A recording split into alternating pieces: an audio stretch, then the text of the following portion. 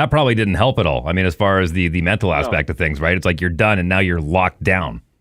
Yeah, yeah. And I was never really a political guy before that. And that it basically, when I was told I wasn't allowed to go into an arena and coach a kid, I was like, oh, I got political real quick and started being like, well, why can't I do this? Well, what's wrong with this? And no, I was lucky to have my dad there, and I was there for 2.5 years. Learned a lot from him. It was definitely a weird time.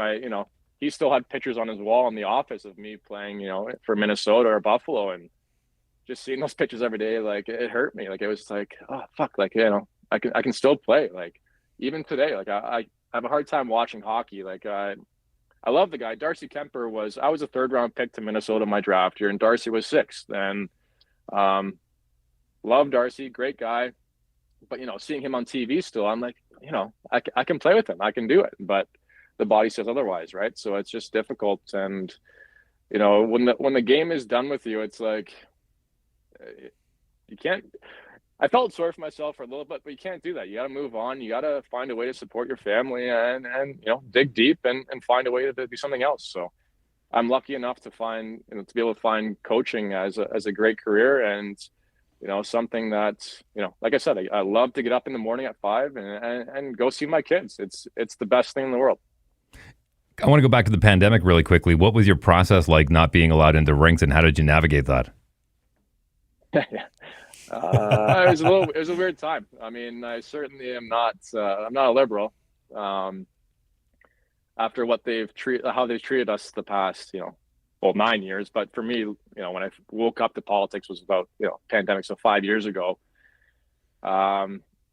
It was weird. It was I'm coaching kids in their backyard in their rink instead of going into an arena where I felt welcome before, and they listen, man. We all did things that we just did. We did things we had to do in order to continue doing life. You know what I mean? We had to, man. Like it was up. It wasn't. Looking back, like I don't know how anyone didn't see the propaganda flying at our face all the time. Every day you turn on the news, and it was just like, how are we not, realizing what's going on here? This is not right. Something's fishy here. So like I have a lot of friends, took nothing against people who took the vaccine, nothing against them, but I don't know anybody that doesn't regret not taking the vaccine. Not one person. Right here. Yep, right here. Right in the back. But a lot of people do regret taking it. I have 2 family members that have, heart issues. I got buddies that I played with that are very healthy, like big, strong guys that have myocarditis, pericarditis, and they have, these heart issues. And it's like, it makes me sick the way they treated our citizens here in Canada. And I'm not sure if it's because I've traveled the world, I lived in the States, but at that point I wish I was in the States. So I wish I was part of some freedom state where a Florida or a Texas where they gave you the choice. You can do what you want, but if you're afraid, stay home. If not, go out and do your thing, work. When I was in Sweden, I remember going over there, and I'm sure you had a similar experience as well, but being in Canada from March of the beginning of the scamdemic until August, going over to Sweden, where they had the Mall of Scandinavia, 10,000 people door to door, wide open, the rinks were open, everything was fine, and then coming back home at Christmas time and being like, this is insane. Like, you people are insane. Like, they having the snitch line to call if you were having family over for Christmas, and then going back to Sweden for a year, then coming back to the madness, and God bless the truckers for what they did in downtown Ottawa, because they changed the world. They saved everybody for what they did. They did. It truly did.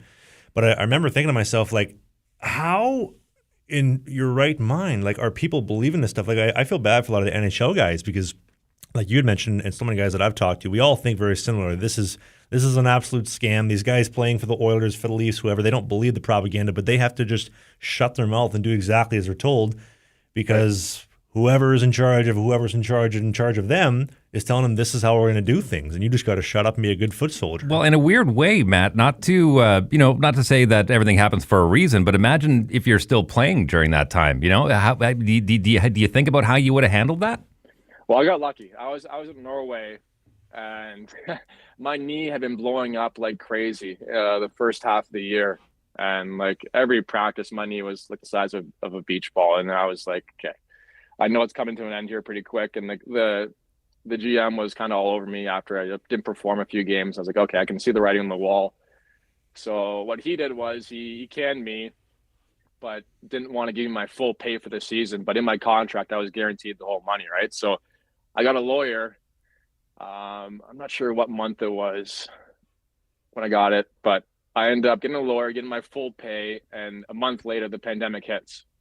So everybody goes home, they get half their pay, they didn't get the full thing, right? So I lucked out and got the full pay for the season and got out of there right before the pandemic hit. So, but looking back, if I were to play during that time, I don't know what I'd do.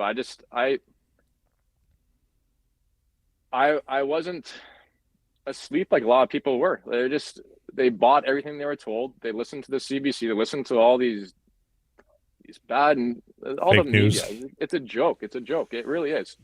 And I had family stuck in it too, and I'm trying to convince them to read other sources. These people, there's something wrong here. This is not the way things should be run. I mean, it was a very strange time. But looking back, if I were playing the NHL or the American League, I'd be forced to take the vaccine. I'd have to. If you want to feed your family and make some money, life-changing money, you got to do it. And it's unfortunate, but this should not be the way the world is run. I don't think, where's my body, my choice now, right? I mean, it's a complete joke the way they handled that whole situation and shutting down the country. Definitely, looking back at it now, I mean, it hurt us quite a bit. And I got kids that I'm coaching now that were in that time in school where they couldn't read, our teachers' faces with the masks on. So now I think when I teach some kids, I realize, oh my God, they can't process information quickly as most kids that didn't go through that situation, right? So it was weird. It was a strange time. I hope we never have to go through it again. And if we do, I hope more people stand up like the truckers did. I mean, me and my wife we were out there on the front lines and cheering those guys on when they're going, on the highways. And that's another story to that. That's where I found my wife was talking. I was on Instagram one day, just ranting about how wrong this is, and I'm a healthy 30-year-old who's in the best shape of his life, and you're telling me I need a vaccine to stay healthy, like here. And also the guy telling you that's 400 pounds and shaped like a pear. Exactly. Yeah. So. Yeah, I'll take advice from you, dude. Yeah. So that's where I got lucky. I found my wife. She was following me, and she reached out. And she's like, "Hey, you want to want to go on a date sometime?" And I got very lucky.